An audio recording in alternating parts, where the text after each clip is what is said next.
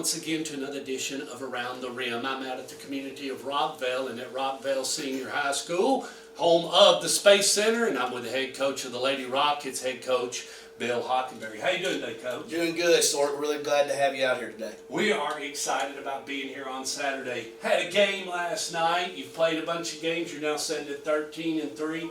Not a lot of people probably know that watch my videos who Coach Hockenberry is. Tell us a little bit about yourself. Yeah, I appreciate it, Stuart. It was a good game last night for our girls.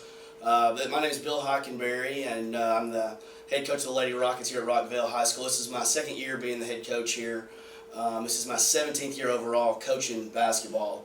Always girls? I had 15 years of boys before I got into the girls. What's the biggest change before we move on? What's the biggest thing you had to adjust? That maybe you had an adjustment period from moving from the boys to the girls? A lot of it is similar. I think what the biggest adjustment for me was just the I guess the speed of the game is a little bit different. It's a little bit slower game on the girls' side.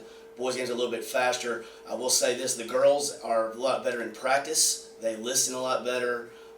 They do a really good job of attention to details. That's probably a little bit more. You get more out of a girls' practice than you did a boys' practice consistently, is what you're saying. I'm saying for the most part, yes. That's been, for my experience, for the most part, yes. You know, sometimes with the boys, it's a fight every day to kind of get them to do what you need to get them to do every day. Where girls, you have to do. There are some days we have to fight them in different ways, but they do a pretty good job of turning that mode to practice mode and getting better every single day when we're in the practice gym. A little bit about your philosophy. My brother and I were watching. The first thing we noticed is, man, you run a lot of switching defenses. You can run into a press, and that could be a 2-2-1 trap. You could trap them out high with a 2-3. You go to a 1-3-1. I saw that. You're running a lot of switching defenses. Got to have a real intelligent ball club do that. You do, and Stuart, that's part of our philosophy. We like to run more defenses than Coach Rice on the football staff.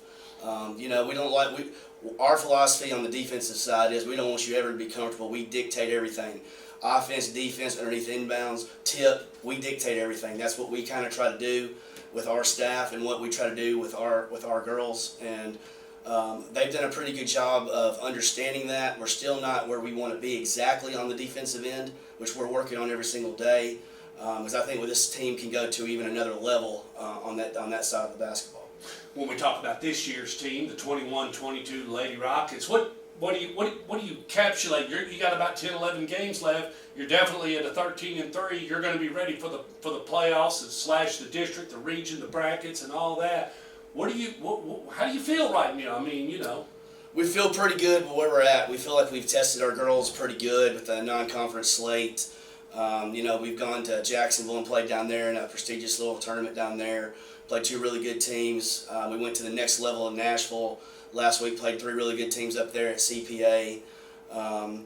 We feel like our girls are kind of hitting the stride that we want them to right now, but we know that we've got to do more, and we got to keep going on the upward trend if we're going to get through this district play.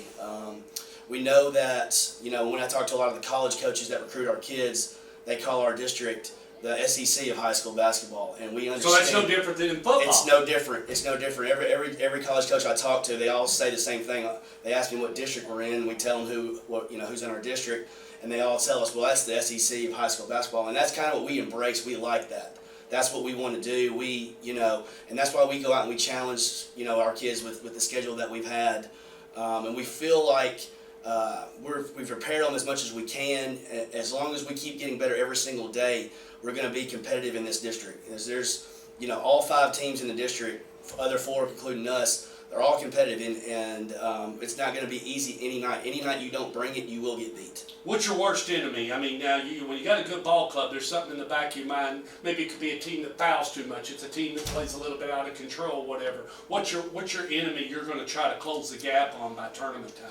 We have, the way we look at it, Stork, is we have a lot of margin for error. So, if we do foul a little bit, we have depth this year. Last year we did not have that. We had 6 girls get knee injuries that were season ending, and we had other ones that stepped up and got us to the region last year, which really helped us set us up for this year.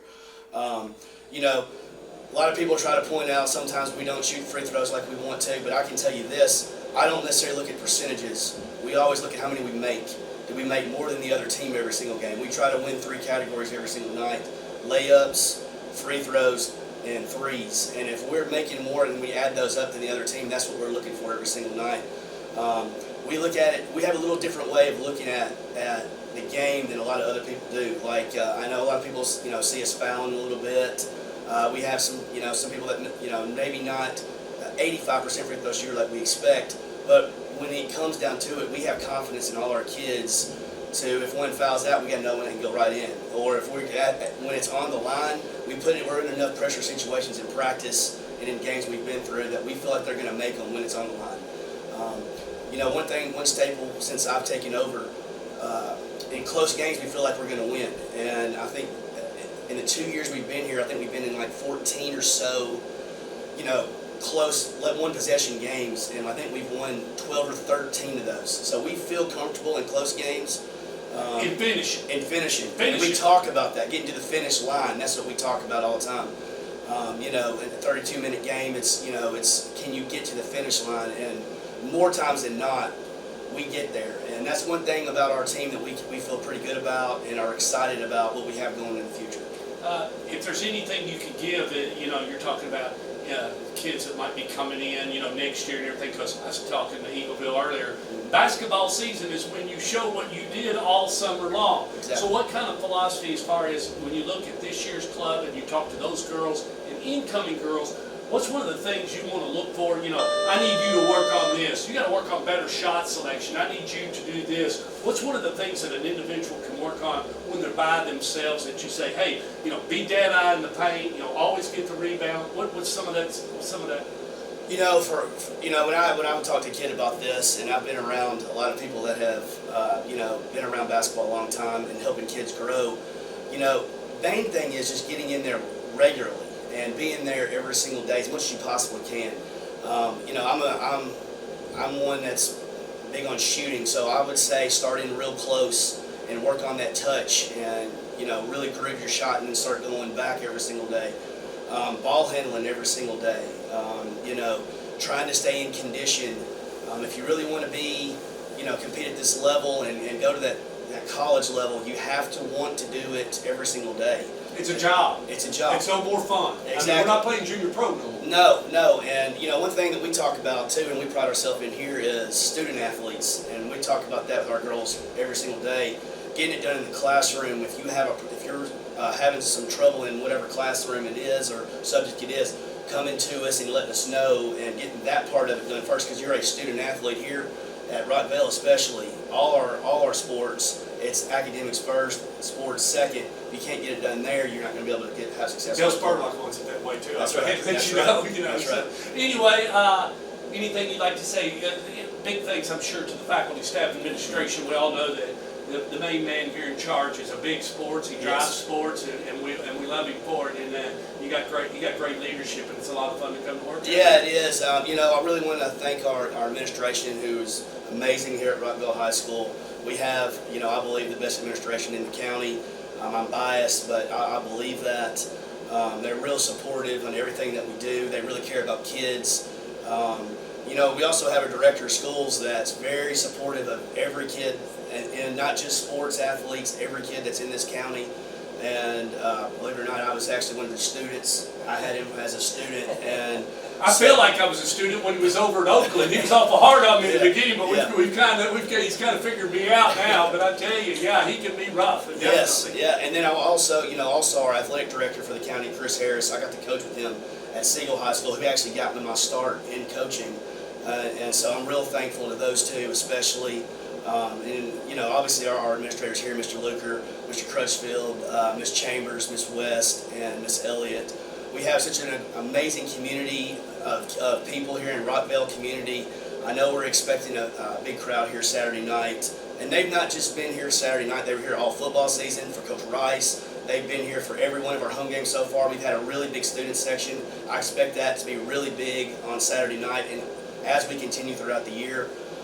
We have a really good base here in Rockville community that love their sports, and I'm really glad they're going to be able to see this Saturday night, and we're going to share it with Eagleville, who I have a ton of respect for. All those people at Eagleville, all their And administration. they're gonna travel. They've already said, we will be there. And, and I have a lot of friends that graduated from Eagleville, and my mom actually taught at Eagleville for a little bit, so I'm partial to that Eagleville community too. So I understand, when we first got into here 3 years ago, a lot of the alumni were like, when are we going to play the Eagleville game again? So I'm just glad that we were able to do it for all the communities of Rockville and Eagleville and have a big night Saturday night. Is there anything I missed or anything you'd like to say before we get off the air? Well, I just want to thank also our parents.